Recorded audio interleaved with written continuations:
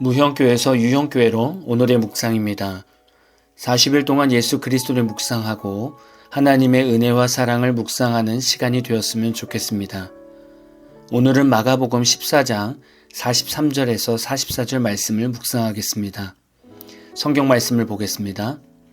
예수께서 말씀하실 때에 곧 12 중에 하나인 유다가 왔는데 대제사장들과 서기관들과 장로들에게서 파송된 무리가 검과 뭉치를 가지고 그와 함께하였더라. 예수를 파는 자가 이미 그들과 군호를 짜 이르되 내가 입맞추는 자가 그이니 그를 잡아 단단히 끌어가라 하였는지라. 여러분은 인생 살면서 언제 제일 허탈하고 힘이 빠지십니까? 사람들에게 실망해 본 적은 있으십니까? 오늘 예수님 입장을 생각해 보면 내가 예수를 파는 유다는 아니었는지, 그리고 나 또한 누군가에게 배신을 당하시는 예수님의 입장에 서지는 않았었는지를 묵상하게 됩니다. 누군가에게 배신을 당하거나 외면당하면 그것만큼 속상하고 서운하고 외로운 일은 없을 것입니다. 저의 큰아들이 공군 군견소대에서 근무를 하고 있습니다. 병사들은 한 군견을 배정받아서 핸들러로서 몇 개월 정도 훈련과 관리를 한다고 합니다. 몇 달 전에 저희 아들이 물에 트라우마가 있어서 아무도 손을 대지 못하는 군견을 받았다고 합니다. 저희 아들이 사랑으로 군견을 관리해주면서 마음의 문을 열 때까지 기다리며 품어주었습니다. 어느 날 물을 무서워하던 군견이 목욕을 하는 놀라운 일이 있었습니다. 군견은 아들의 목소리만 들어도 반가워했답니다. 그러다가 최근 다른 군견을 배정받았습니다. 그렇게 사랑을 받고 물에 대한 트라우마를 이겨낸 군견은 다른 핸들러에게 배정되고 나서 저희 아들한테는 아는 체도 안 한답니다. 아들한테 전화가 왔는데 군견 때문에 얼마나 속상해하고 서운해하고 아쉬워하는지 모릅니다.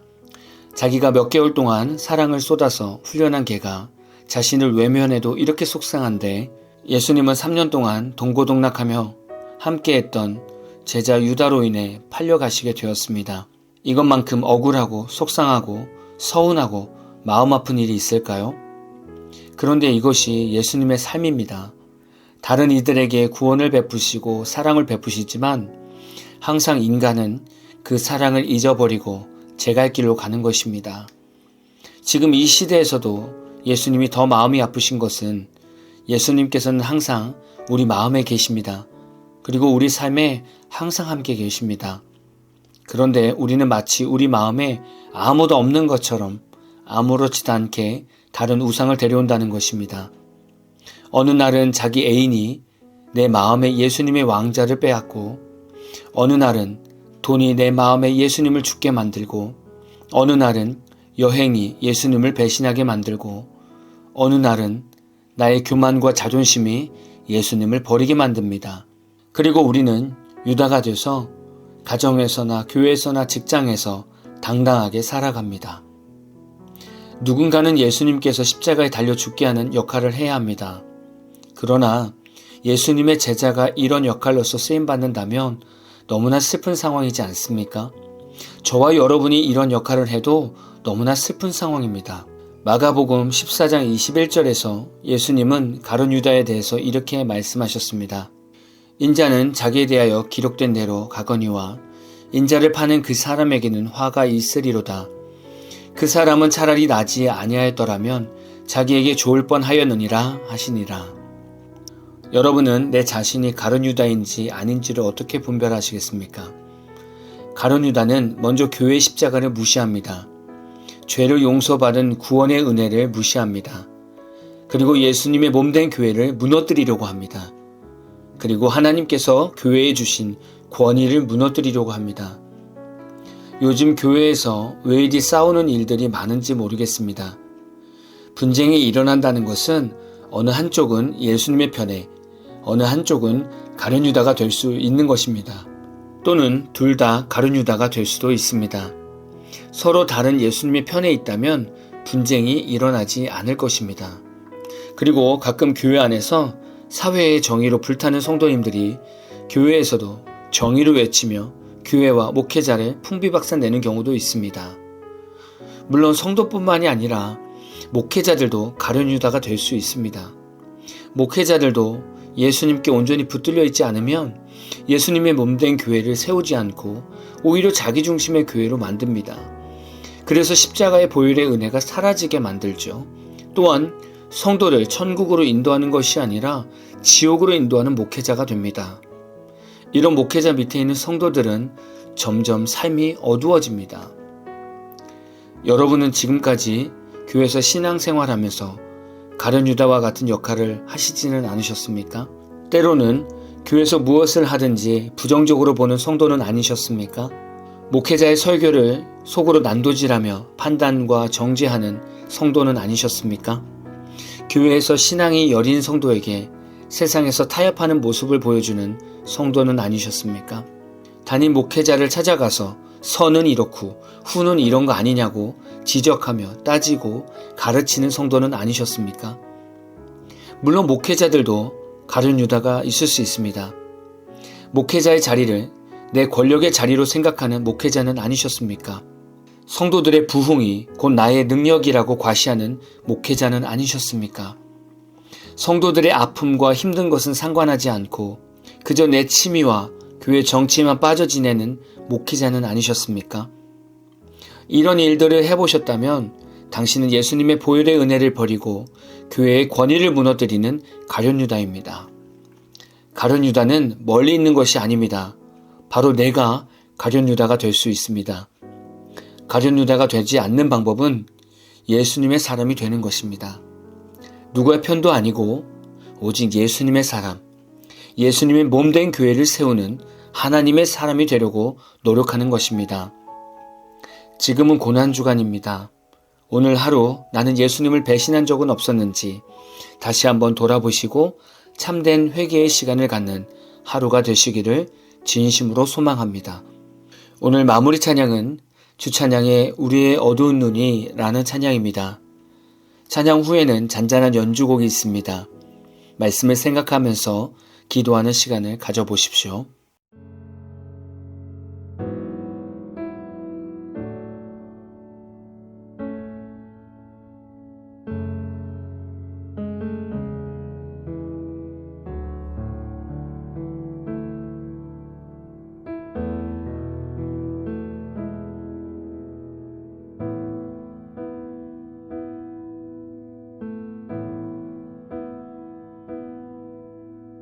우리의 어두운 눈이 그를 미워했고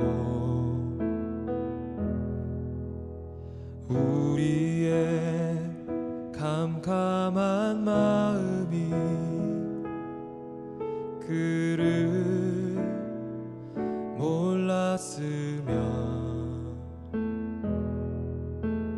우리의 무지한 채찍질로 그를 내리쳤고 우리의 악독한 혀가 그를 정죄했으며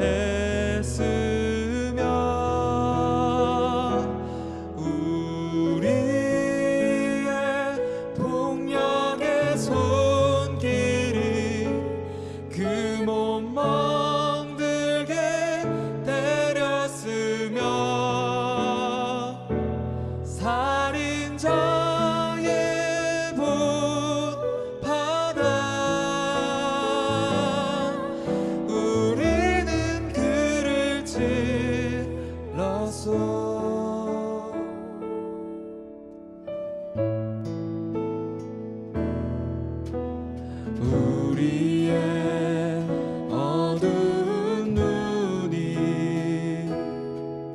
그를 미워했고 우리의 캄캄한 마음이 그를 몰랐으며 우리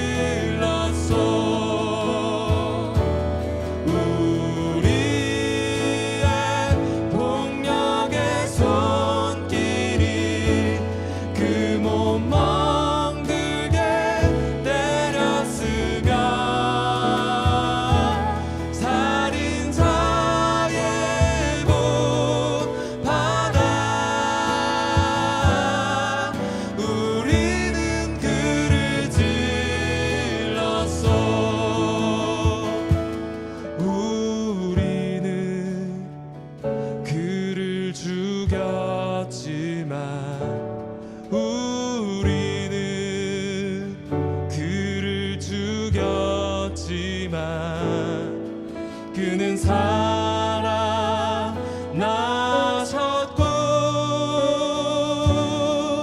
우리의 악함을 벗기셨소.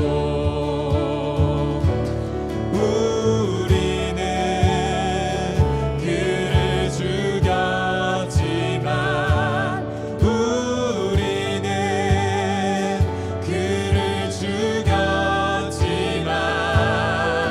그는 살아나셨고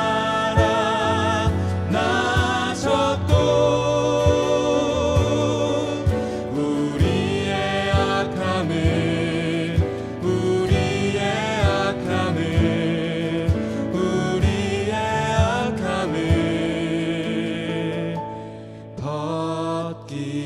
벗기셨소.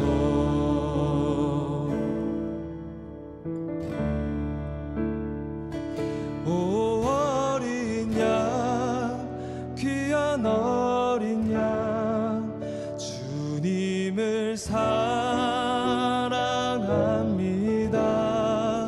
주 보혈로 씻으소서.